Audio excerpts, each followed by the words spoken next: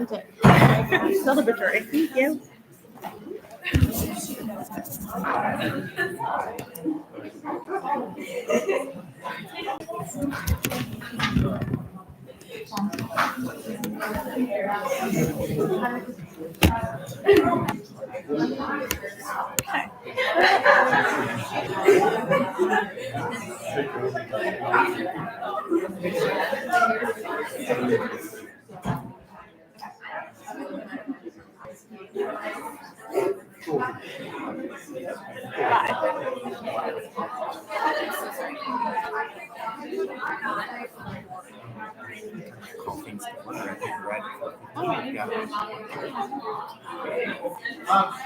So we welcome everybody. We'll go ahead and get started. We have a lot going on this evening, so I think it's good for us to go ahead and start right here at 4:15. It is possible that some folks will be trickling in. Classes are just getting out 4 o'clock and stuff.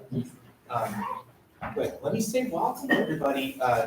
I know most of you, but just in case we haven't met, I'm Derek Turner, and I'm teaching the philosophy department, and I'm also serving as director of the Goodwin-Niering Center.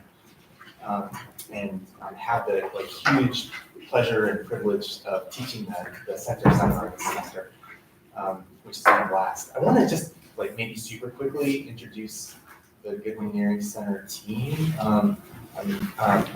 Kelly stepped out for a second. That's the way she wanted. That's such a Kelly thing. Well, I'm going to put Jen on the spot first. So Jen, you all know Jen Lamb, associate director, and then I'm going to pick on Professor Neely, who is our amazing senior faculty fellow this year in the center, professor of English, and also a co-teacher this semester, which is super fun. And Kelly. Well, you know Kelly. Kelly's amazing. Without her, none of this happens. As you all know, Kelly is terrific. And I just wanted to. You will get to meet some of the center fellows and advisors as we go along.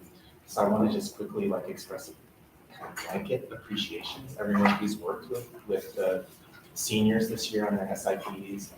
It's huge what you've done in support of all the students in the center. Now I'm going to put Kelly on the spot and say thanks, Kelly, for all that you do for the center. The awesome Kelly Wagner. And I just want to say welcome to friends and family, everyone who's here joining us for the talks this afternoon. I think it's going to be awesome. So we're really, really pleased to have everyone here. Quick note to student presenters. I'm noticing there's no mic or anything, and I myself struggle a lot with being heard sometimes, so you might just kind of keep that in mind. Can the back row hear me okay? If we do so just a note to keep in mind. Okay, can I invite Carrie and Professor Zimmer up to the front? So we have a tradition whereby the students' advisors will introduce each speaker. Not every advisor could be here tonight, so there are a couple cases where others of us will step in, but I want to let Professor Zimmer introduce my first speaker. Hi, I'm Mark Zimmer from the chemistry department. I'm introducing Carrie even though I shouldn't be. Carrie came to me at one stage and said, could I be her advisor? And she'd like to carry on the work that she did during her summer research with me. And that's what she did. She's done all the advising. She should be introducing herself because she was so good at this. She would come into my office and sort of keep me updated on what she was doing, what she was going to do. And sometimes I'd say, oh yeah, it's on the second door on the left, just open the cupboard and get some things out. And then, oh dear, that instrument doesn't work. And yeah, but somebody will come fix it. You'll hear more about that. So Carrie is an ACS chemistry major. She is environmental studies minor. She wants to do an internship and then go to grad school. And from whatever, or everything I've seen, she would be fantastic at that. So I'm going to you.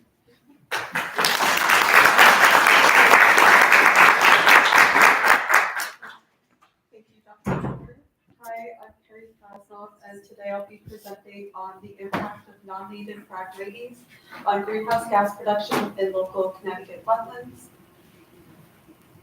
So just a bit of background about me and how I got to where I am. So originally coming to the center, I kind of wanted to focus more on like marine chemistry, but as my years went on, like that kind of changed. So here are the courses that I kind of started off with in Goodwin-Niering, and while they might not directly apply to my SIP now, the skills that I learned in each of these courses definitely can apply to anything that I decide to put my mind to. So definitely recommend these courses: Oceans Law and Policy, Law, Science and the Environment, and Analytical Chemistry. And just a little bit about my summer experience. For my internship, I participated in the Wetlands REU at the Rochester Institute of Technology.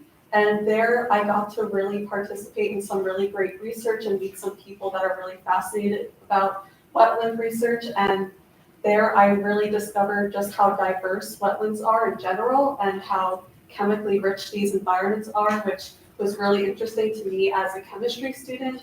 So after my time at Rochester and coming back to Con, I was really curious in learning more about the biogeochemistry of wetlands and specifically the role of wetlands in carbon cycling as a whole. So just a little bit of background about the chemistry of wetlands. Here is the carbon cycle, and it might look a little complicated to understand, but all you really need to know is the main value of wetlands is carbon sequestration, and that's the ability of these environments to take carbon from the atmosphere and store it into their soil and water, etc. And also, wetland soil is anoxic, which means that it's oxygen poor, and therefore there's slow decomposition over time in the soil, and that can lead to the accumulation of organic matter, also known as carbon. And specifically, what's really interesting about methane cycling is that it has a strong microbial component. And this just means that methane is both produced and consumed by soil microbes depending on the oxygen levels in the soil. And it's also really important to note how sensitive the carbon cycle is as well. The amount of carbon that is stored and produced in wetlands depends on a lot of factors such as wetland type, like swamps, marshes, and size. Also very sensitive to changes such as vegetation, nutrient levels, pH, and even invasive species. So that leads to my next slide of what is Phragmites. And Phragmites is an invasive species that came from Europe and now has dominated most of the United States. As you can see in the green there, that's all of Phragmites invasion. And the reason why these species is a problem is because they dominate in wetland conditions and nutrient-rich areas. I'm sure if you drive down I-84, you will see these all over the side of the highway. They are truly everywhere. And they also grow really quickly and they're very dense. They can grow up to 6 feet per year and get up to 20 feet big. So they easily outcompete with native species. And what I've read from the literature about Phragmites is that it impacts wetland soil, such as the moisture, water table, and pH. So it is connected to the carbon cycle. And as I said before, the carbon cycle is very sensitive to these changes. So this just leads to a lot of questions on my end of how will this impact greenhouse gas production going forward. And this problem is also connected to how wetlands are represented in policy as well. If you haven't known, as of May of 2023, the Supreme Court actually changed the definition of waters in the United States to exclude inland wetlands. And these include wetlands that are not connected to a larger body of water, which a lot of wetlands that you see in Connecticut are inland wetlands. And this creates a big problem because these inland wetlands are more vulnerable to pollution and flooding. And as I've said before about Phragmites being Phragmites dominating like nutrient-rich areas, we could possibly see more Phragmites invaded areas in wetlands in the future because these inland wetlands are no longer protected under the Clean Water Act. So just knowing all of that information, this has led to my research question that I've been working on this semester, which is how does Phragmites impact greenhouse gas production from soil microbes in Connecticut wetlands? And as Dr. Zimmer said before, I've taken this procedure from my time in Rochester and kind of applied it to my research question here. So first I had to find wetlands around the area that had both Phragmites invaded areas and also areas that could be used as reference sites that has no Phragmites present. And these areas were the Connecticut College Arboretum, Bates Woods, and also Bluff Point. And here's just an example of what I mean by a reference area and an invaded area. These are pictures that I've taken in the Connecticut College Arboretum. So as you see, the invaded area, you can definitely see how like tall these Phragmites get. And also, from each site, I collected 10 samples, 5 from the reference and 5 from the invaded site. So I had about 30 samples in total to work with. So once I got my soil, I went back to the lab and I added each sample of soil into water and a vial. And I evacuated each vial, which just meant like taking any oxygen out of it and replacing it with nitrogen. And this creates an ideal mini wetland, because as I said before, like wetland soil thrives in anoxic conditions, which is conditions with no oxygen present. I also stored them in a dark room for 3 weeks, and this just allows the soil microbes to adjust before I collect any sample. So this is 3 weeks later. I reflush each vial with nitrogen, and this just again allows the microbes to readjust for another day or 2 before I actually start collecting samples. And then the last 2 steps is what I've basically been doing in the lab every day for 3 weeks. So I first evacuated all my GC vials, and these are the vials that I'm putting my gas samples into. And as I said before, it's important to evacuate these vials because I want no air present. I just want to have my sample in these vials. So that's why it's important to evacuate them. I also, once there's no air present in the vials, I will collect my sample in the soil vial with a syringe and then kind of put my sample in the empty vial. And I will know that my sample vial is empty before putting any sample in, because the syringe should basically move by itself, and that just means that air sample wants to push into empty space. So this is just what it looks like 3 weeks later. After collecting all of my samples, I have about 300 vials to run, so a lot of samples. And then you might be asking, once I have my samples and once they're in their vials, how am I getting this data? Well, I'm using this machine called the GCMS, and that just stands for gas chromatography mass spectrometry. And this machine is really great because first, it will separate the carbon dioxide and the methane from my sample mixture. And the reason it does that is because it goes down a column, and based on the different weights of methane and carbon dioxide, methane will come out of the column first, and that will be collected. And then this carbon dioxide will come out second because carbon dioxide is heavier than methane. And then also, once they're separated, I'll be able to interpret how much methane and carbon dioxide is in each sample. And then in case you're curious about how I'm calculating the gas production rates, once I get my concentration of each gas, this is the equation I'm using. If you've taken Gen Chem, you're probably familiar with the Pivner equation. So that's just where this equation came from. I'm not going to go into too much detail about this because of timing, but overall I want to get the production rate of each gas. So next steps for data, unfortunately, the GCMS is broken and it may or may not be fixed before the semester ends. We will see.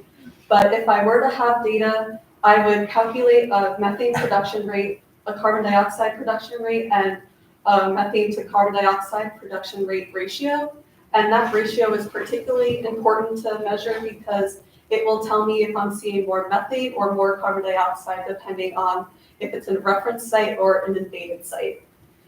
And also, as I've said before, like I've done this research in Rochester as well. It wasn't applied to Phragmites, but based on the Rochester data analysis that I did, I would expect an increase in gas production as time increases.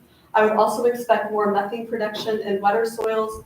Again, as I've said before, like wetland soils really thrive in anoxic conditions, which is where there's no oxygen present, and that's in wet conditions too, so that's why I would see more methane. So just overall to conclude, based on literature review, Phragmites growth potentially impacts the production of greenhouse gases in wetlands because of how closely tied it is with the overall carbon cycle that we know of from the literature. And also from my little policy review that I did, the Supreme Court ruling will negatively affect inland wetlands due to the opportunity for an increase of Phragmites growth. So time will tell to see how this Clean Water Act new definition will turn out. And here's just a special thanks. My advisor, Dr. Zimmer, for all your help this semester, the chemistry department at Connecticut College, specifically Timo for fixing the GCMS right now, and also to Stan for letting me use his lab space while I work. My mentor at RIT, Dr. Carmody McCallie, and the entire Goodwin-Niering team, Jen, Kelly, Professor Turner, and Professor Lee. So thank you. Terrific.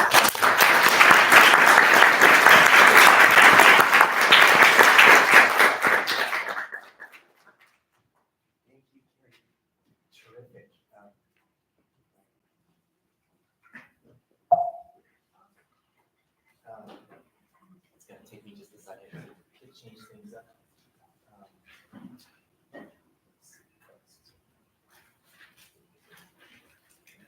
I also wanted to mention we have quite a number of presenters tonight, so ideally we'd love to have some time for Q&A after each talk.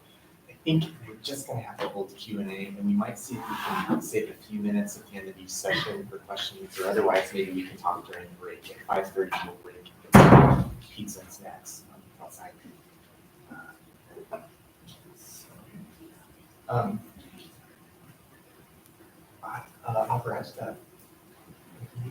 And Chad, yeah, Professor Jones, come on up. I'll be introducing. All right, I'm here to introduce Prajita, who's working with Professor McMahon, but also has Professor McMahon's on leave, has been working with me this semester on her project. I got to know Prajita when she did summer research with me a year and a half ago, and she was working on doing vegetation surveys, but that wasn't enough for her. She also wanted to get up early in the morning and do bird surveys before she came to work for me. So this project here comes out of that, both looking at the bird and the plant data that she has been working with for now a year and a half. So with that, I'll go ahead and turn it over to her. Thank you.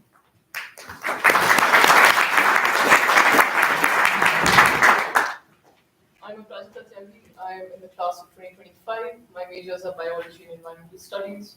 I'm minoring in applied statistics and music. And my senior integrative project focuses on the effects of the decline of the eastern hemlock on the avian and plant communities in the Connecticut College Arboretum. This is not the project I had initially proposed to GNCE, but in the summer of 2022, I took part in the bird and plant surveys, which gave me an idea of what I want to do in my career and got me interested in this topic. So for my SIP, I'm asking the following questions. What birds use hemlock forests? The extent to which they're associated with hemlocks? How do other tree species respond to the decline of hemlocks? In particular, what tree species succeed hemlocks? And thirdly, are there any changes in bird territories due to hemlock decline? This refers to the spatial changes in territories, whether the location, the size, and the number of territories changes due to the absence of hemlocks. So, a bit of background before about hemlocks and what caused their decline. The eastern hemlocks are a species of coniferous trees found in northeastern America. They are a keystone species because they're considered keystone species because they have the ability to create a certain kind of habitat around them which supports other species. In 1951, the hemlock woody adelgid was accidentally introduced to North America, where it caused severe decline in the hemlock species. The adelgid is a small piercing sucking insect that is native to central Japan. It can affect hemlocks at any life stage and causing needle loss and suppression of growth. It can lead to the death of a tree within 4 to 10 years.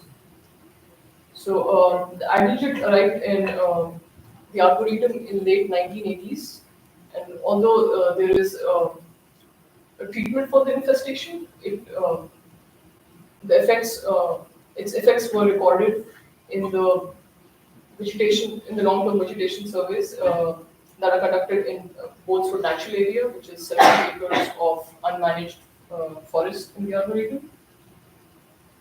So, in the summer of 2022, I had the opportunity to participate in these surveys and collect data.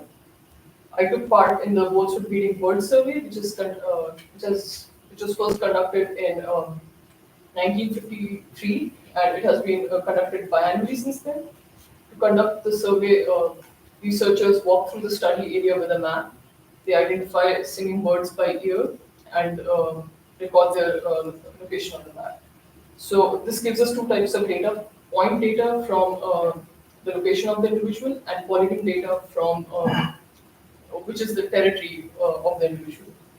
So to make analysis easier, I combined, I grouped all the data within each decade. I also worked on the vegetation survey that summer.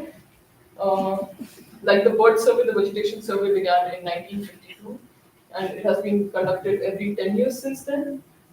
It records the species frequency of trees, shrubs, and herbs in 890 plots on 4 transects that pass through different microhabitats in Bolesford. For my research, I'm only focusing on the trees. Also, I'm only focusing on years 1980s onwards, because the methodology for both the surveys have been more consistent since then. As for the data, both the surveys have largely spatial data. So I took 2 courses in geographic information systems to learn how to work with spatial data. In addition to that, I took the biostatistics course and the statistical computing with our course to learn how to conduct statistical analysis. Coming back to the questions that I'm asking for my SIP, I expected the species that rely on hemlocks to be closer to the plots in which hemlocks are present. So I used the near analysis tool in GIS to determine the proximity in meters of each plot to the nearest point of the bird species. Then I ran a linear model on the outputs and the abundance of hemlocks in each plot, and compared the changes in the regression coefficient over the study period. This is an example of a graph for species that are known to be hemlock specialists. So for the Acadian flycatcher, black-throated green warbler, and Louisiana water thrush, the coefficients have decreased with the decline in hemlocks. But that is not the case for the ovenbird. There has not been much change in the coefficients of the ovenbird. For the second question, I am comparing the abundance of hemlocks to the abundance of maples, birches, and oak species. The comparison shows that the abundance of black birches, red maples, and oak species increases as the abundance of hemlock decreases. And the graphs also show that there is some recovery in hemlock populations in the year of 2022. Okay, these graphs show the abundance of eastern hemlocks versus black birch on half sections over the study period. Half sections are just a group of 10 plots.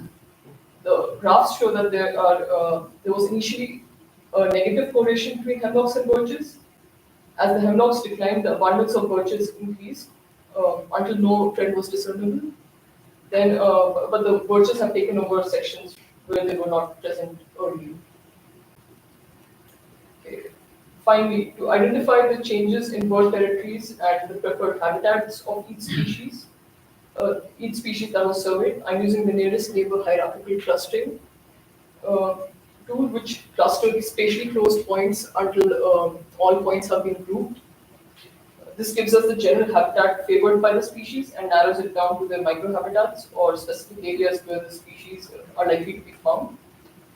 This is the nearest neighbor analysis for gray catbird, and it shows that they are fond of forest edges, and they also like the bog and the swamp. This approach needs to be combined with a technique that shows the distribution of hemlocks over the study area, which is what I'm working on currently. And my research will culminate in the fall. So that is it for now. Thank you.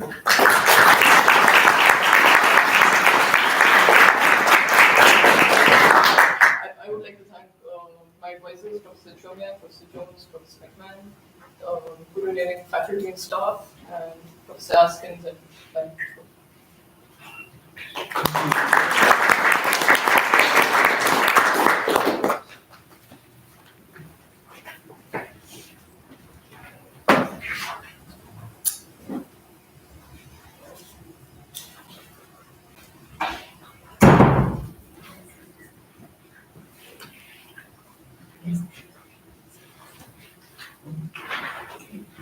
Professor Owen, is your name? Sometimes takes a second. Hi, I'm Paige Owen in the botany department. I'm very, very pleased to introduce Renee Smith. I'm very fortunate to work with Renee since her first day on campus. It's rare that I get to be an advisor for a student for all 4 years, from our first year seminar all the way to the senior honors thesis, where now she's really teaching me, since plant pathology is a little outside of my area of expertise. It's been really fun for me to get taught by my students. That's a great reward as a faculty advisor. So I'm very pleased to introduce Renee, who will tell us about plant immune systems and PIC proteins. Thank you. Thank you for that lovely introduction. And so as Professor Owen said, today I'll be talking about the role of PIC proteins as negative regulators in the plant immune system.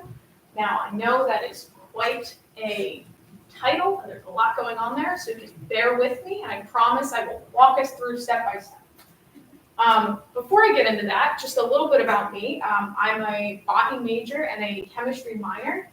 I have a bit of research experience at the Connecticut Agricultural Experiment Station in New Haven, Connecticut. That was 2 summers ago, and then this past summer I spent time researching at the Boyce Thompson Institute in Ithaca, New York.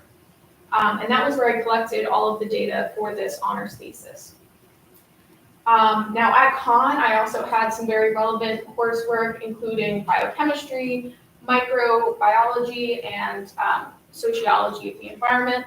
And just last part about me, like all of the other students in the Goodwin-Niering Center, I am a huge fan of the outdoors and everything you can do outside.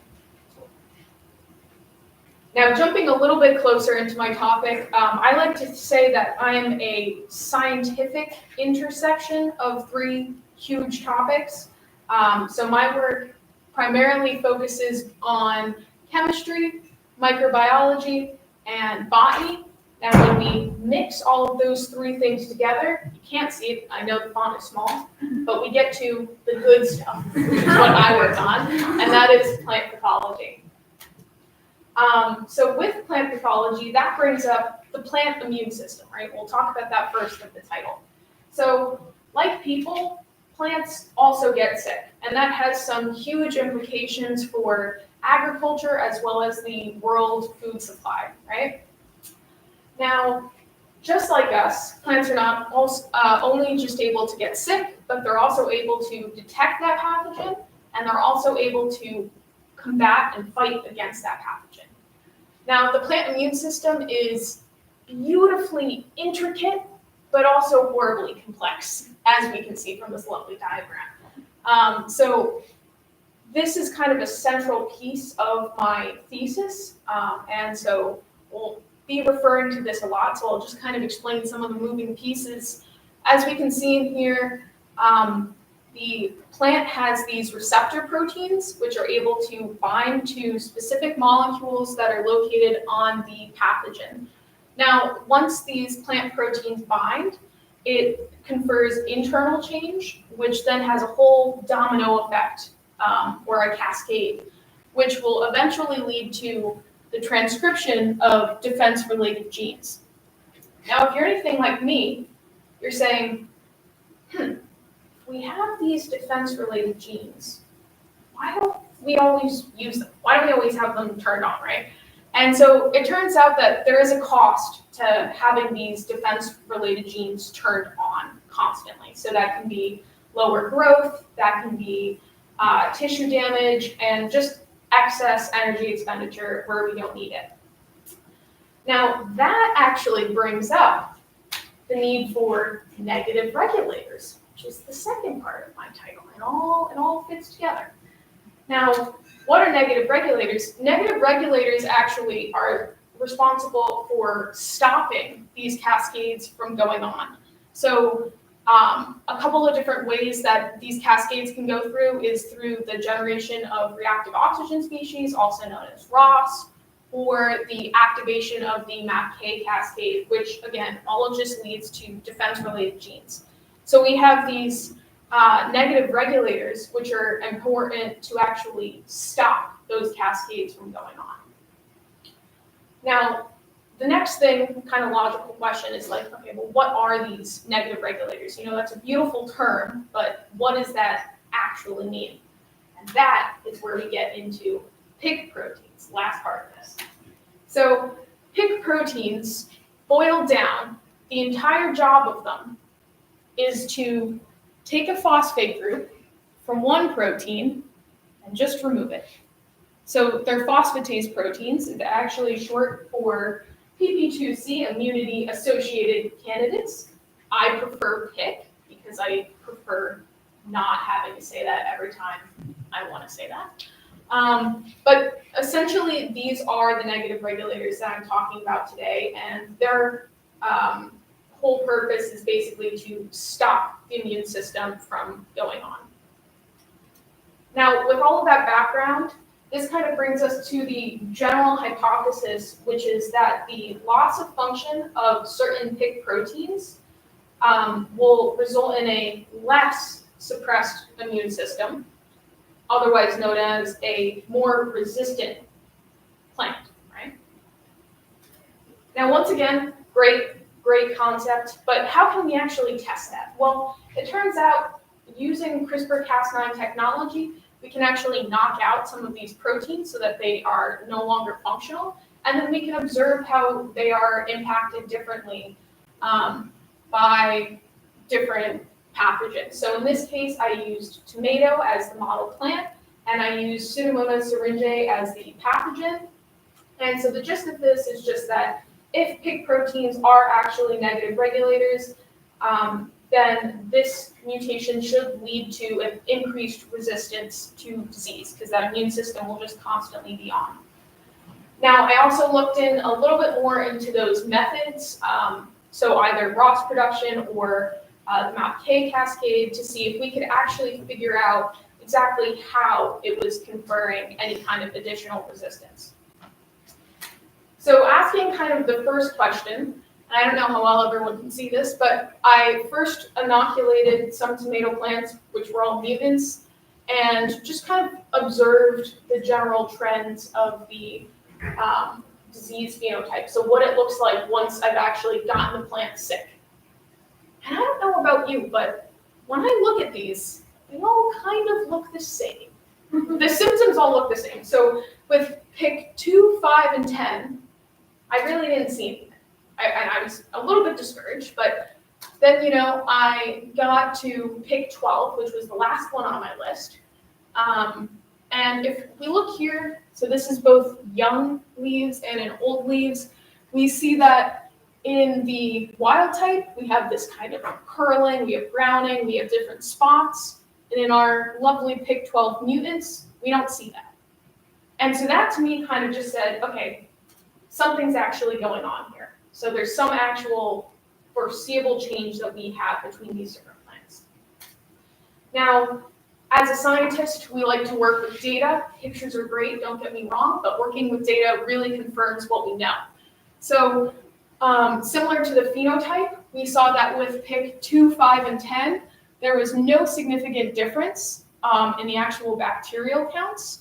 So I figured out how many colony-forming units there were per square centimeter, I want to say. It's a whole long piece, but figured that out. But then when we look at pick 12, we see significantly lower amounts of bacteria, which once again just confirms that something's actually going on.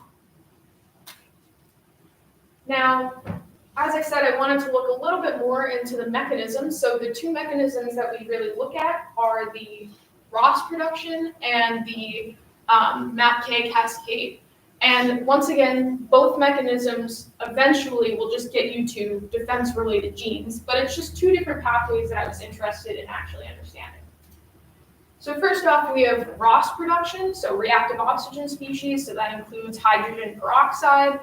And so I basically measured how much hydrogen peroxide was being produced after it was exposed to the pathogen.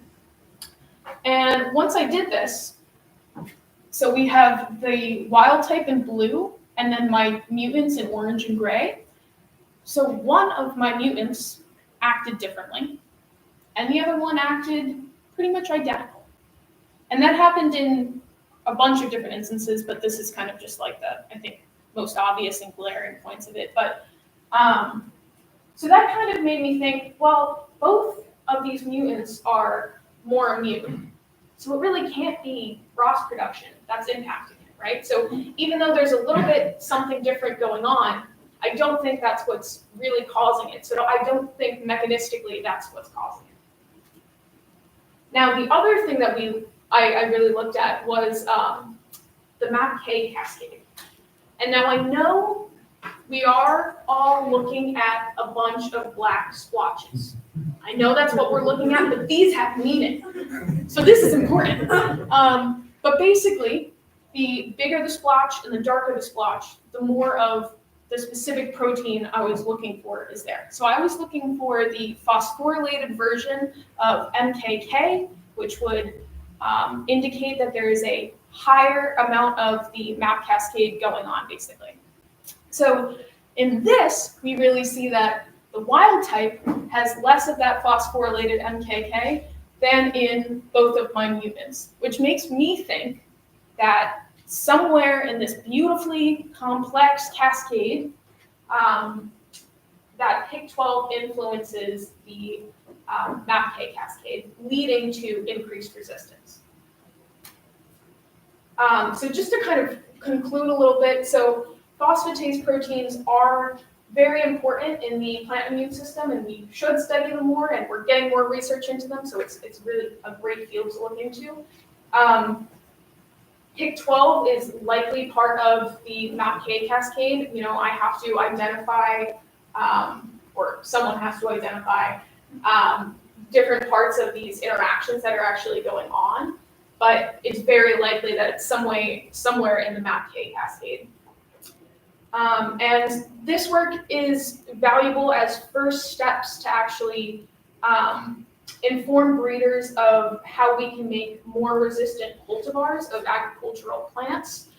So many plants get diseases, and there are many bacterial diseases that exist. So this is a pretty widespread use of this information. Another exciting thing is that I'm currently one of the authors on a paper it's in preprint right now, but it should be going into plant physiology. So that's very exciting. Now I'd like to acknowledge the different staff that were at the Boyce Thompson Institute at Cornell. I would like to thank my Connecticut College advisors and readers, as well as the Goodwin-Niering Center for the Environment staff, faculty, and of course the lovely students. Thank you.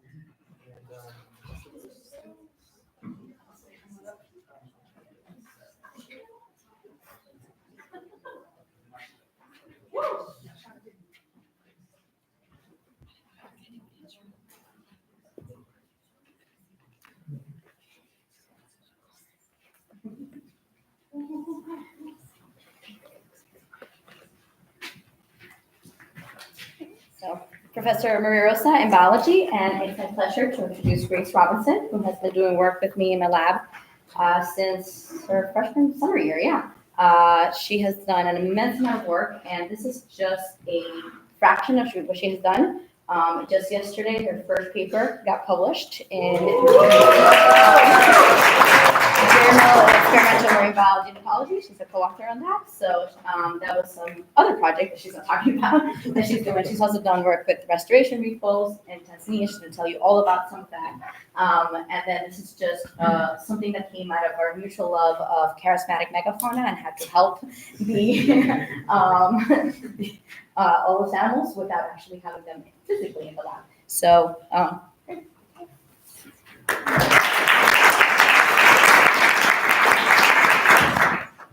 Hi, this is Grace. I am a double major in biology and government, and my SIP is on the effects of algae-sidal compounds on zooplankton species. Like Renee, complicated title, I'll walk you through it. From the Gulf of Florida to the Gold Coast of Australia to the rivers of Singapore, toxic algae is everywhere. Not only does it kill the animals that have to live within these blooms, but it also causes neurological problems for both these animals and other animals such as people who have to eat the affected seafood. In people, one of the most common illnesses caused by this is called pyralic shellfish poisoning. And this in people is most commonly seen as numbness of the tongue. You can lose control of your arms and your legs, and in extreme cases, even death. In addition to these negative effects on people, it also ruins entire ecosystems. Because these blooms happen in such large numbers, they use up all the oxygen in the aquatic ecosystem and nothing else can live, creating what's called dead zones. This past summer, I was a visiting scientist at the University of Tasmania, which is the little island on the bottom of Australia. Here, I did a couple of things, one of which was I researched and compiled all the different ways that people have killed algae throughout history, and I standardized it because we're going to use it for pamphlets to help Queensland aquaculture farmers both prevent and eliminate toxic algae blooms in their farms. And I also assisted a master's student on his thesis, do periwinkles, which are sea snails, contract shellfish paralysis from toxic algae? This is very important to Tasmania because since they're an island, they rely heavily on seafood for both local cuisine and tourism. So they need to not only deal with it when it comes, but have preventative measures in place that make sure both the locals can eat and their tourism industry isn't devastated by it. For this, I not only grew the toxic algae in the quarantine lab, but I also did all of the husbandry and plumbing for the periwinkles. Coming back to the US, the classes that I took in preparation for this were fisheries biology at the US Coast Guard, AAUS scientific diving at Yukon Avery Point, 15 minutes away, and Calc A limits and derivative at Con. Coming out of Tasmania and thinking about what I wanted my SIP to be, there was really two main things that stood out for me from my research I did there. There are many known ways to kill algae, but not much is actually known about the effects of these algae-sidal compounds on the rest of the aquatic ecosystem, so we can't actually use these known solutions to fix the problem. So my guiding question for my SIP was, are there algae-sidal compounds that potentially will not harm other organisms in the environment? For my experiment, I combed through the database that I had already created for the University of Tasmania, and I found two algae-sidal compounds that have the potential to not harm the rest of the ecosystem.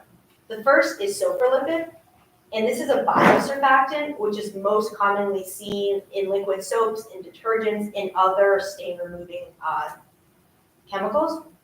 A study found that it inhibited 90% of toxic algae cells, and it also lysed them. And lysing is when it dissolves the membrane of a cell, and therefore the cell dies. And another study found that the sulfurlipid didn't have negative effects on certain aquatic species at low dosages, which gives it the potential to be used. And the other compound is Zobel. Zobel is an E-medium. Most people refer to it as marine broth. And the whole purpose of marine broth is to grow bacteria, and because of its purpose, it has the potential to not harm aquatic animals. And another study found that it did lyse almost 100% of a certain type of toxic algae. For the study, I used both freshwater Daphnia and marine copepods. Freshwater Daphnia, have them in Arvo. They are known as sea fleas, water fleas. And the reason that we use them is that they're very sensitive to abiotic factors and toxic compounds. So it's a great indication about how the rest of the ecosystem would react if these compounds were placed in them. The marine copepods, in addition to being sensitive like the Daphnia, also are representative of important marine racers in different oceanic ecosystems.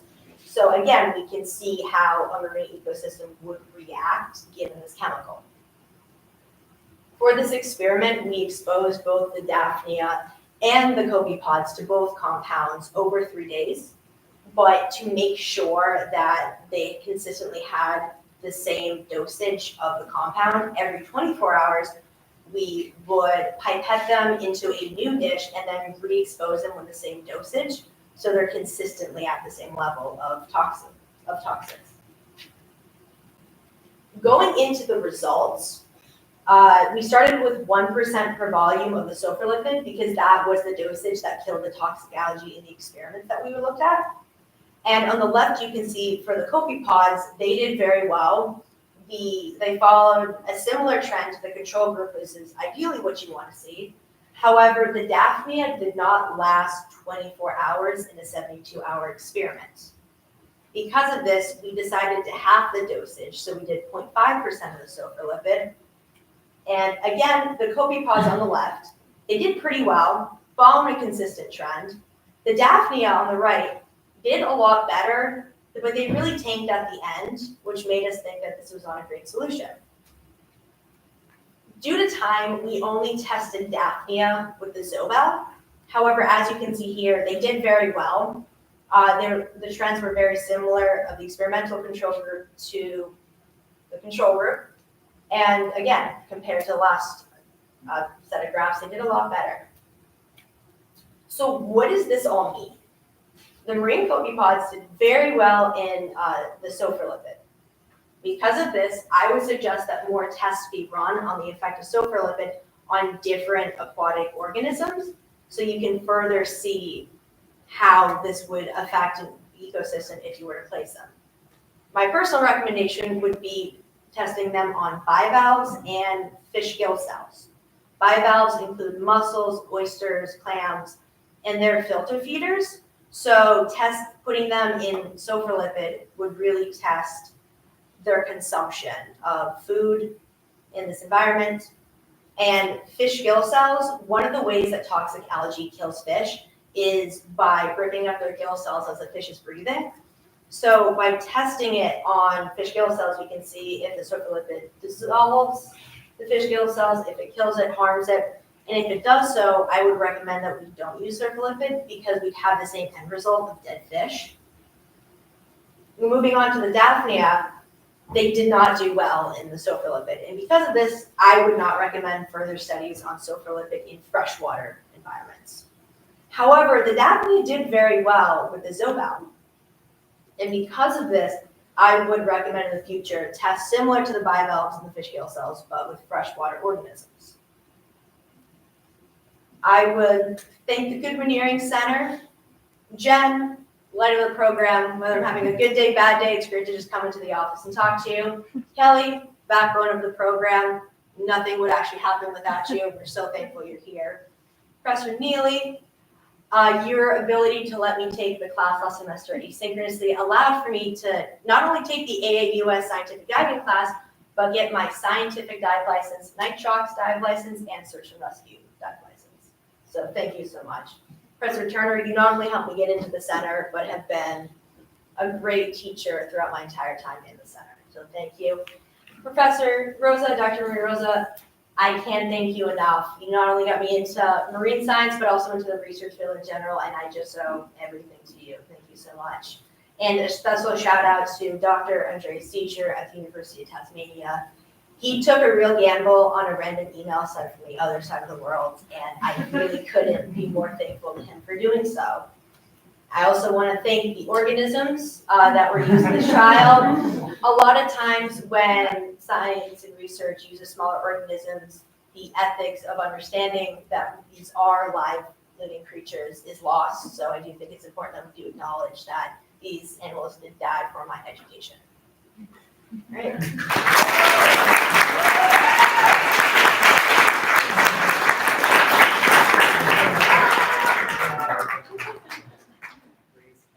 So, Grace, I didn't know that your last name is terrific. So, I want to invite Laura up, and Laura, I'll take a second to try to get this.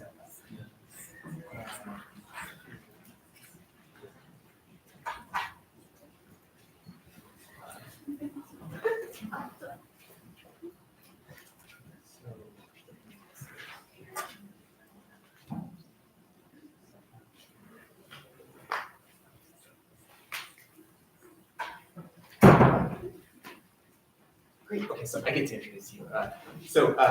Laura Beckius is finishing up a senior thesis in economics, and her advisor, Professor Dave Shadan, couldn't be here tonight. But you should also know that she's presenting her work a couple of times, which might be true actually for some other students. So there'll also be another presentation in the econ department, right? Yeah, next Thursday, 14. Oh, cool. But I don't know. I feel so privileged to actually just be able to absorb all the work that you're doing. I gotta confess, I didn't actually know that much about Laura's work until I got the chance to see the practice presentation recently in the seminar, and I was like, whoa, such cool, you'll see in a second, such cool data. Actually, you've learned some things that I kind of want to use in my own classes going forward, and so you'll see in a second what those are. I just did want to mention, I've been emailing with Professor Sheehan about this, and I hope he doesn't mind me quoting him here. He said, Laura and her work are amazing. She's been such a joy to work with. And he wishes he could be here tonight. So Laura, as you'll see, will be, her talk is entitled Right Things Right, How to Communicate Most Effectively About Climate Change.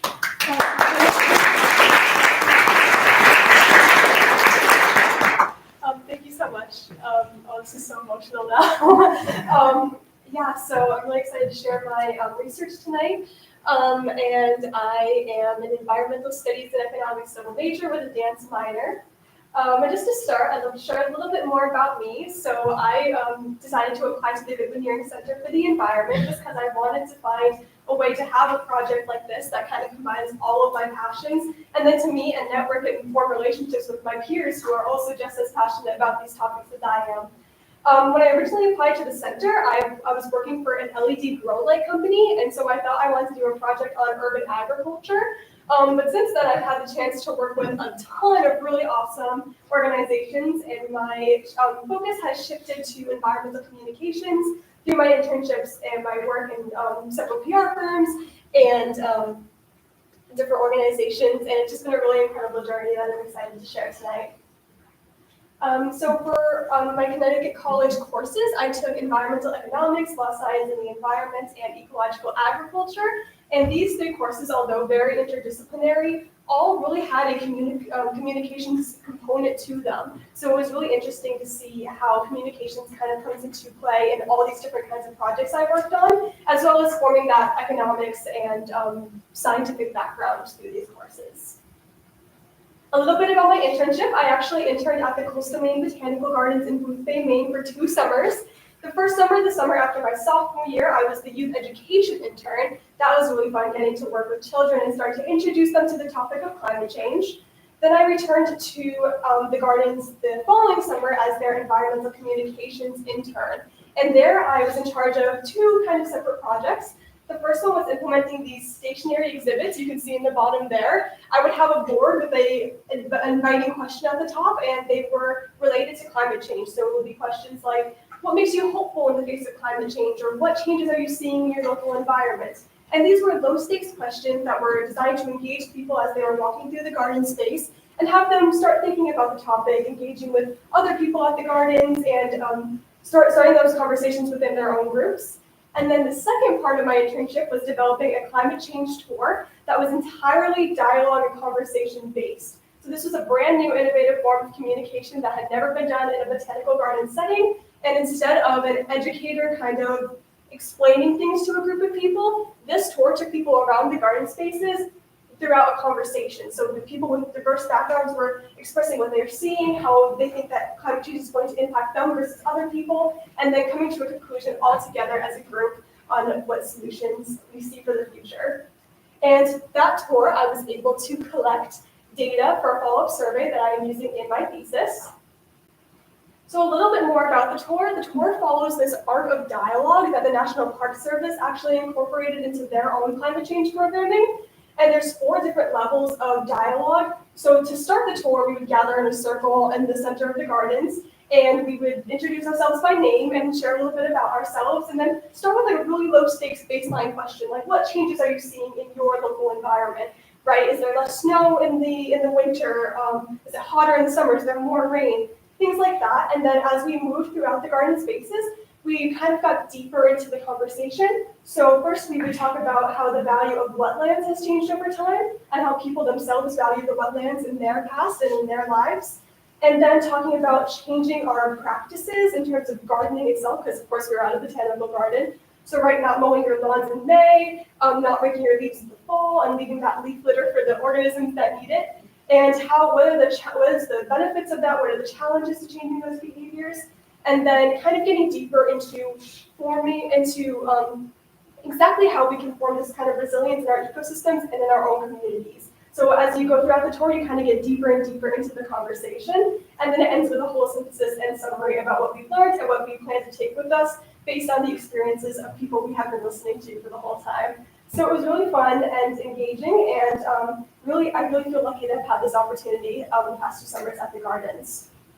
And so all of this past work culminated in my economics honors thesis this year with Professor David Chauvin. And the question that I'm asking in this thesis is, what is the most effective method of communicating climate change-induced environmental issues to the general public to ensure efficient investment in the mitigation of impacts?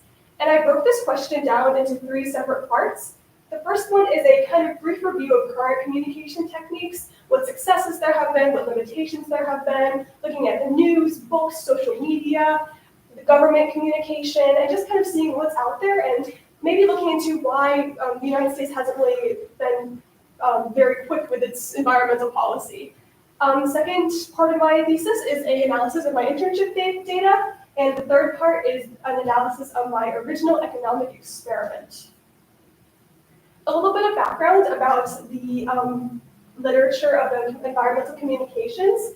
There is actually a lot of studies have shown that there is a big gap in the United States between belief in climate change science, so the belief that global warming is happening, and the belief that climate change will personally impact individual people. So you can see these 2 images on the right here. The top map is the amount of people who believe global warming is happening, right? All red, kind of high numbers. I think it's around 73% of the United States population that was polled, versus the bottom, which is, will climate change personally harm you? Very big gap between those percentages, and that was something I was really interested in studying. What communication can help close that gap? Bring people to the awareness that climate change is going to impact everybody, and that's the kind of thing we have to have in mind when we talk about solutions. And we know that communication, especially targeted informational communication, does increase the perceived value of mitigation projects. And this communication also helps increase that kind of idea that climate change will personally impact people. And those stronger beliefs lead to a higher willingness to change your economic behavior, right? Donating to organizations that are working on solutions that you believe in, or changing your behavior to more pro-environmental choices. And just again, with my literature review, just kind of going through the overall inefficient communication that's out there and seeing what ways we can fix this. So going back to my tour, this is the kind of data I collected as people filled out a survey at the end. So after the climate change tour, 30% of respondents said they were very likely to change their spending habits, which is really awesome to hear that this kind of a dialogue-based conversation is sparking a change, sparking a higher level of awareness. 71% of respondents said that this altered their perceptions of climate change, and most people said specifically that it was an increased awareness and increased knowledge of this topic and how it affects different kinds of people.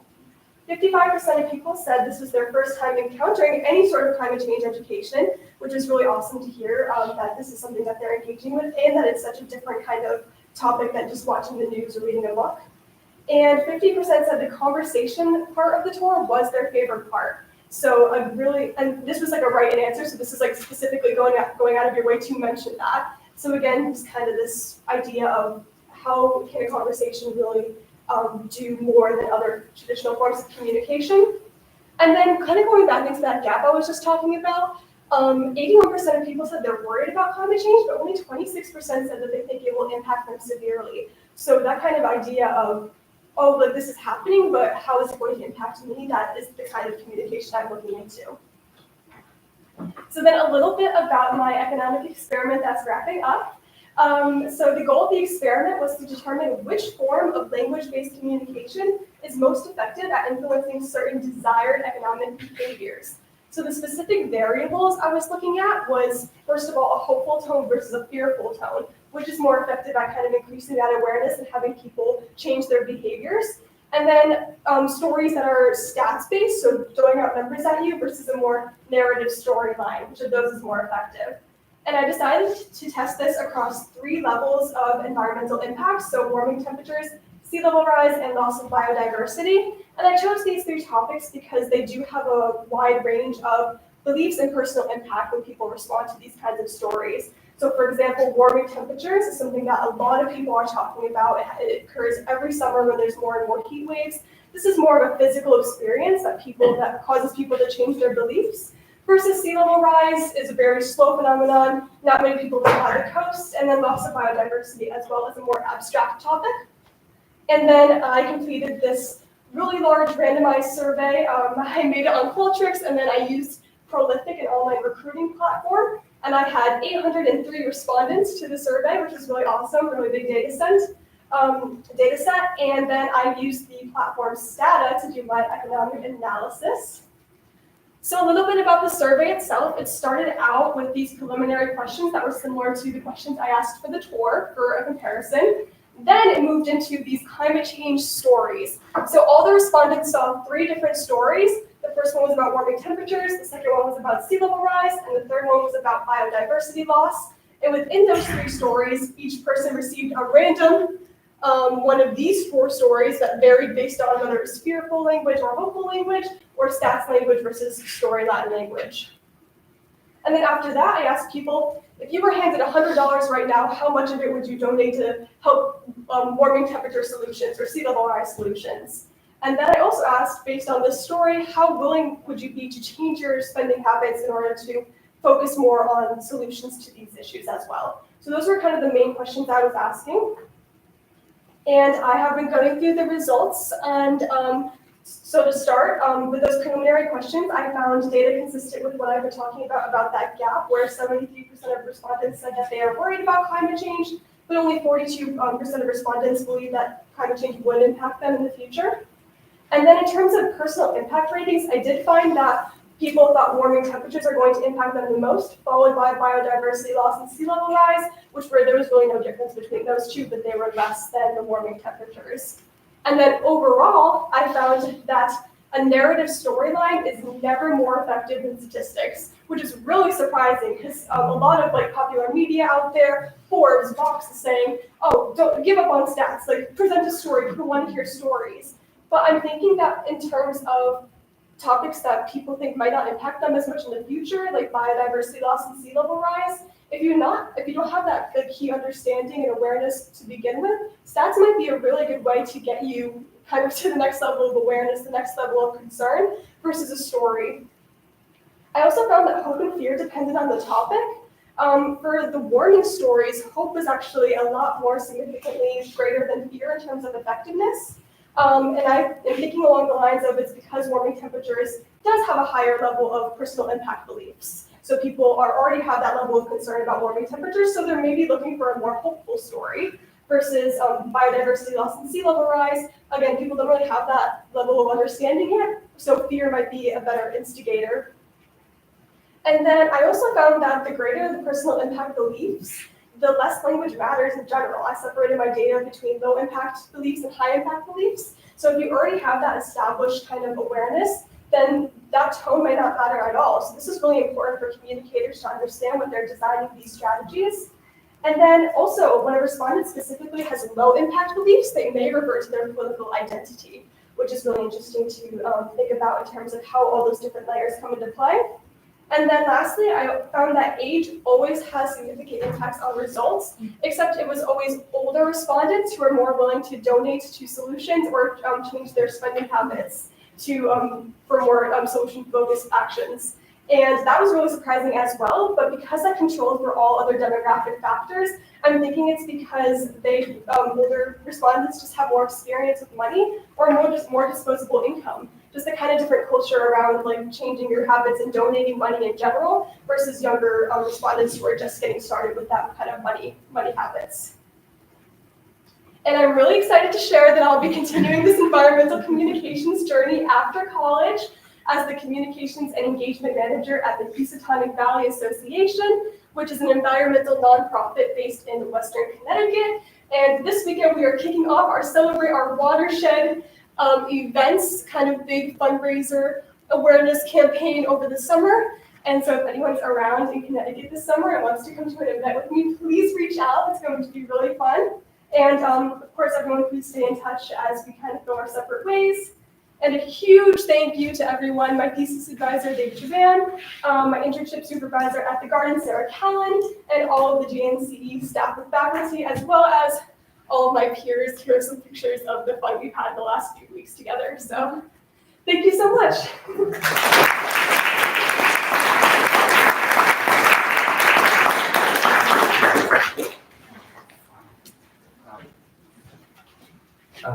I might invite Luke and Professor Jones. I know I was.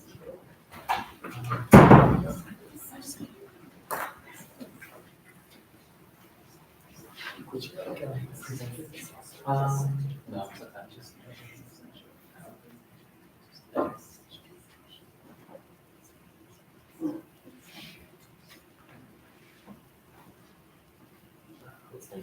Okay, there we go.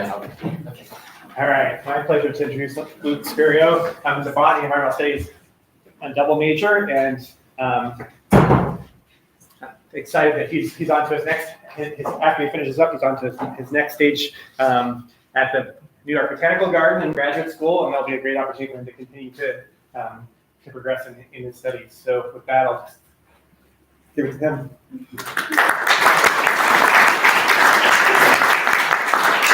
Everybody, all right, so my presentation today is going to be on my project examining collection biases in the Connecticut College Herbarium. If you do not know what an herbarium is, that's okay, but I'll get into it more later. But this is an herbarium specimen right here. It's a dried, pressed, and preserved plant specimen. So just a little bit of background about myself and how I got interested in herbaria. So 2 summers ago, I had my first summer internship at the University of California, Davis, and there I was working on studying corn genetics and the patterns of genetic diversity in corn, which can be used in crop breeding. And while I was doing this, I was working with all this genetic data accessed from a seed bank, which is a collection. The one I was working on is in Mexico, and there's tens of thousands of these corn seeds collected from all over the world for hundreds of years. And now scientists interested in working with corn have this huge collection that they can use to access genetic data. And I thought this was really cool. Also, while I was there, I did some field work in the central valley of California, and it was 100 degrees, and that kind of pushed me in a different direction. So, yeah, when I joined Goodwin-Niering, I thought maybe I'd be doing a lot of outdoors work for my project, and now I'm not. And then, so my second internship was at the Smithsonian Natural History Museum in DC, and they're the home of the National Herbarium, which is the second largest herbarium in the United States. They have millions of these plant specimens there. And there I was working to use the herbarium to extract genetic data from these millions of samples and hopefully describe some new species of tropical grapes that are not documented. So anyways, while I was using these really big plant collections, I got really interested in, we have these millions or thousands of samples. What is being collected? Why are they being collected them? And these people who are going out to collect these plant specimens, how are they choosing what they're going to pick when they're in a tropical forest in Asia collecting these tropical grapes that I'm studying 50 years later? How did they get here and why am I studying them? And then a little bit of background on my courses here that I used for Goodwin-Niering. So the first was raster-based GIS, and while I did not do any GIS in my ultimate project, it made me think about the way that plants are located spatially and how we understand where plant populations are, which again was really related to collecting plants. And then I went abroad to the University of Hawaii, and there I took sustainable plant and soil management. In the area around Hawaii, plants are experiencing some of the most rapid changes due to climate change. And so that made me think about how can we use plant collections to observe and document changes in plants. And then finally, systematic botany here at Khan, where you make your own herbarium specimens. So yeah, let's see that. And so a little bit more background on herbarium specimens. They hopefully contain as many parts of a plant as you can put on a piece of paper. Obviously, you're not going to put a whole tree, but in a smaller plant, you might have the roots all the way to the top leaves of the plant. And along with the plant itself, it has who collected it, where it was collected, and when it was collected. So there's chronological and geographic data for all these herbarium specimens. And something really cool is that here at Khan, we have our own herbarium. It's in New London Hall, and also all the specimens, or almost all the specimens, are available online. So there's around 13,000 plant specimens in our collection, and they were mostly collected from the late 1800s and the early 1900s. There's a really big explosion of interest in herbaria in the United States at that time. And so why herbarium are important? As I got into a little bit before, I was using an herbarium to extract genetic information. And historically, they've more been used to understand where plants are, know what plants look like, because they were created before photography, and also as educational tools. But now with global change biology, herbaria are becoming even more important. They can show change over time in plants. So for example, as seasons are changing due to climate change and springs are getting warmer, plant flowering times are changing. And because we have these collections that are now sometimes 300 years old, you can go back in time literally and look at when plants are flowering based on how warm the seasons were. And they also show us what grows when and when things got there. So for example, for invasive plants, herbaria can be really useful for documenting when a plant arrived to a certain part of the United States and maybe even tracking its spread throughout time. So beginning my ideas for this project, I was interested in plant collections and how they're made. And I read some really interesting papers about how herbaria in Australia have been really biased. And that's because humans are making these collections and deciding what they're going to collect. And this study looked at a lot of the aesthetic properties of plants. So plants with really bright colors like purple and pink were more likely to be collected than green and brown plants. The larger the flower size was of the plant, the more likely it would be to be collected. Other values of beauty, like a thorny plant or a hairy plant, tends not to be collected. And then finally, the ease of collection, which in this study, they measured the distance from a road. So plants that grew closer to human infrastructure are more likely to be collected. And also, I started using the online database of Khan's herbarium, which has also been combined with collections from herbaria all across the Northeast United States, which is really cool because there's a lot of power in these really large collections. So beginning to collect my data, I only looked at dicot species, which is a subsection of flowering plants, because this ended up still being over 1,000 species of plants, which was a pretty large data set. And because most of the collections of plants in the New England happened in the early 1900s, I used some of these old sources as reference for what was growing in Southeast Connecticut, so I knew what to search for, and also to document if the plant was rare, frequent, occasional, or common. And once I had all these different values for my plants, I converted it into numerical values so I could analyze the statistics in R. And the traits I decided to look at in these plants were the species origin, so if the plant is invasive or non-native versus if it's native to the Connecticut region. The species usefulness, so I used a historic document that lists the cultivation status of plants and if people use it as food, medicine, for ornamental purposes. And then finally, I decided to look at the wetland status of the species, which there's data from the Army Corps of Engineers on this. And I kind of wanted to use this as a proxy for the ease of collection. A past study had looked at the use of roads, but I kind of wanted to look into something different because I think with roads, there could be a lot of confounding factors, like maybe certain plants just can't tolerate living near a road. So getting into some of my results, for the species origin, so again, this is comparing non-native to native plants. For every single frequency of plants, common, frequent, occasional, and rare, non-native plants were collected at much lower rates. So there's a really clear biases against the collection of non-native plants, which I think makes a lot of sense when you think about how scientists and just people in general think about invasive plants. There's a lot of negative connotations around them, and they might be seen as less interesting, or people just don't like them and they don't want to bring them back with them, or they don't think they're worth studying. For looking at cultivation and useful plants, it seems that cultivated plants are actually collected less if they're occasional or rare, which this is kind of against what I was thinking. I was thinking people would be more likely to collect useful plants because they find them interesting or they recognize them more.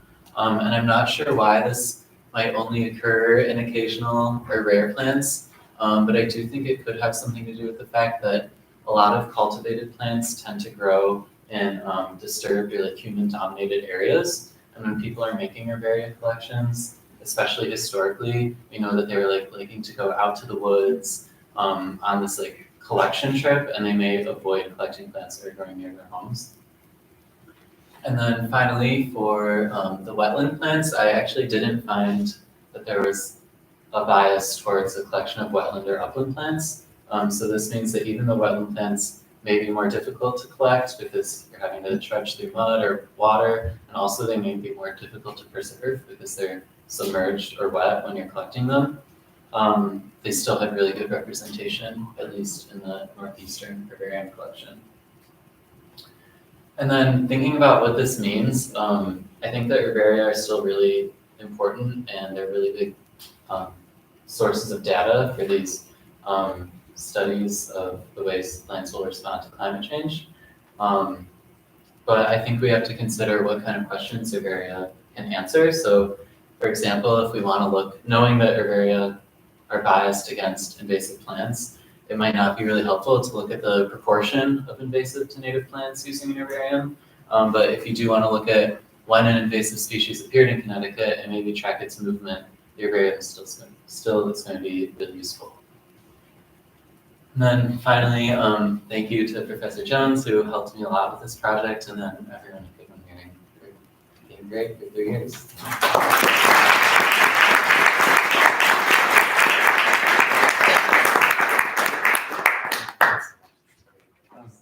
So at this point, I knew we were going to be a little bit behind schedule. That's okay. I think we might be at the point of taking a break. I want to ask if do we have pizza at this point? We do. Okay, so let's take a break for not a short break, 15 minutes, and maybe we'll reconvene at 10 till for the second session, if that sounds good. Thanks.